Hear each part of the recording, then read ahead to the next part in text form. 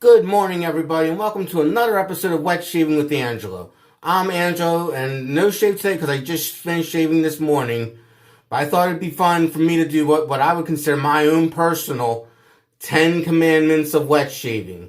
I know Mantic59 a few years ago did his video of 10 commandments of wet shaving, but this is my personal take of what my personal 10 commandments are when it regards to wet shaving. So I'm gonna get right to it.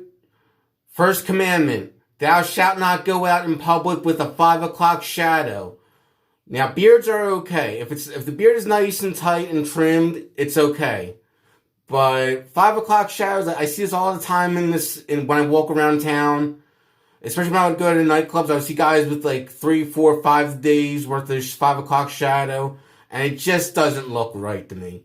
It just does not look right at all. So, first commandment, thou shalt not go out in public with a 5 o'clock shadow. Second commandment, thou shalt ensure one performs proper prep before bringing blade to beard.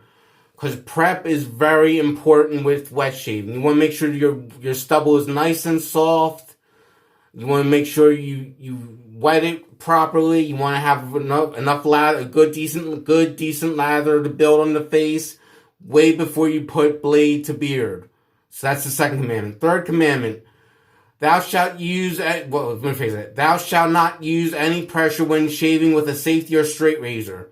Goes without saying. When you use pressure against your skin using a double-edged or single-edged safety razor, or especially with a straight razor, you're going to cut yourself up badly. So do not use any pressure when shaving with a double-edged, single-edged safety razor, or especially a straight razor. Number 4, thou shalt honor thy age-old traditions of wet shaving as was done by our fathers, grandfathers, etc.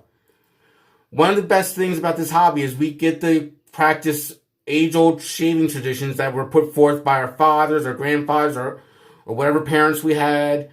And we continue the tradition, a masculine tradition, or even just a shaving tradition of using proper shaving tools to do a routine and turn it into a fun hobby. So that's 4. Number 5, thou shalt not stretch a blade's life beyond its usage as one would do a cartridge. I mean, with double-edged blades, they cost pennies, maybe nickels a piece when you buy them in a bulk 100 pack. And there's no reason to stretch a double-edged blade's life beyond its usage point. This isn't. We're not in the era of using like for me personally, when I used to use cartridge razors, especially the Gillette Fusion razors, where they would cost $5 a head, I would stretch it out for weeks on end because they were so damn expensive. But now with double-edged blades, I don't feel bad when I toss a blade after 1 or 2 shaves, or even a few shaves on it, because double-edged blades are very reasonably priced and very dirt cheap. Like literally, some double-edged blades cost as low as 5 or 6 cents a blade, and on the high end, maybe 35 cents a blade, depending where you buy them from. So that's number 5. Number 6, thou shalt avoid the latest multi-blade cartridge razor and canned goop like the plague. Just don't use, if you can help it, don't use them. That's my personal experience. Like, I've had bad experiences using multi-blade cartridges in the past. They would cut my face to ribbons. Even with a fresh multi-blade cartridge, I'll slice myself to ribbons at times. And the canned shave cream or gel you see at the supermarket, it's not good for your skin. Not good at all. So that's number 6. Number 7, thou shalt taketh thy time shaving and never try to achieve a clean shave in one pass. You should really be when you're shaving with a safety or straight razor, definitely slow down and take your time. This is not a race to the finish. Slow and steady, well, if it is a race, slow and steady wins the race, not fast and reckless. You don't want to speed through your shave too much because that runs the risk of cutting yourself up pretty badly and can result in some very harsh shaves. Number 8, thou shalt learn thy grain map of thine own stubble, so as to know what directions to shave with the grain, across the grain, and against the grain. As many have said in the past, mapping your beard grain is important. You want to know all over your face what direction is with the grain, across the grain and against the grain. And everyone has a different beard grain and a different beard map. So at least look at your facial hair 24 hours after shaving to get, if you can, to get, or even more, to get a decent idea of how much, where the stubble grows. For some people, their stubble grows sideways, cockeyed, whatever. So keep that in mind. So you really want to learn the map of your grain of your facial hair. Number 9. Thou shalt preach thy word of wet shaving to those who have not seen the light.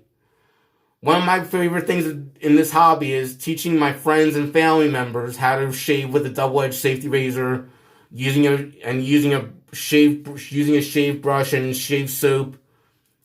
And actually, a few days ago, I sent my grandfather a package of several shave soaps, a couple aftershaves, a double-edged razor, and some various blades for him to try out because he sounded like he was interested in wet shaving hobby.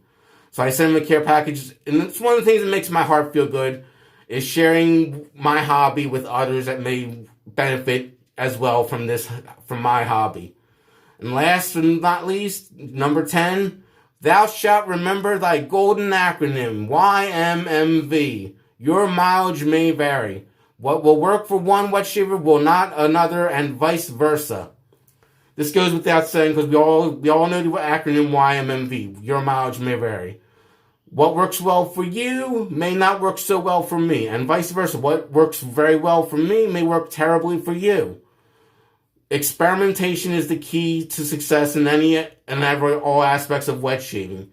Try to have an idea what soaps or what essential oils in soaps and aftershaves may or may not cause a sensitive reaction, because some people do have skin reactions to ingredients like sandalwood or lime or citrus or other scent notes or essential oils.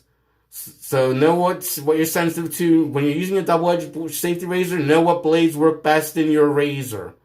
Because your best blades will be different from my best blades, and my best blades will be different from someone else's best blades, and so on and so forth. Well, that's about it for today, I guess. Have a good day, everyone, and have good shaves. Goodbye.